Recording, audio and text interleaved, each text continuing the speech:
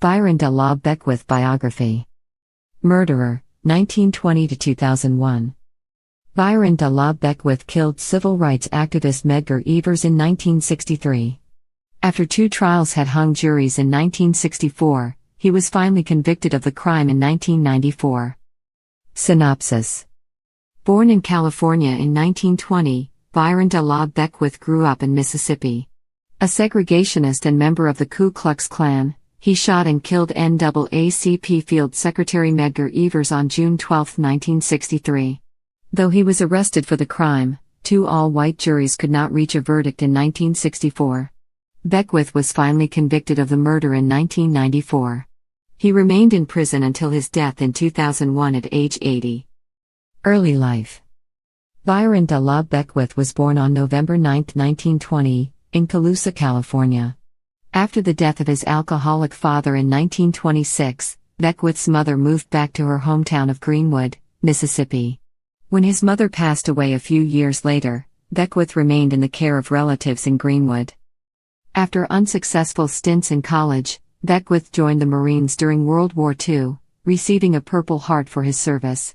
He married in 1945 and had a son in 1946. Back in Greenwood, Beckwith became a member of the Ku Klux Klan and the Segregationist Citizens Council, a group that had been formed after the ruling in 1954's Brown v. Board of Education. Killing of Medgar Evers. For a white supremacist like Beckwith, Medgar Evers was the embodiment of his worst fears. Working in Mississippi as the field secretary for the National Association for the Advancement of Colored People, Evers was a prominent spokesman for the civil rights movement and its demands for racial equality. Despite being subjected to threats and attacks, Evers and his family remained in Jackson, Mississippi. Early in the morning on June 12, 1963, Evers was getting out of his car at his home when he was shot in the back. He died soon afterward.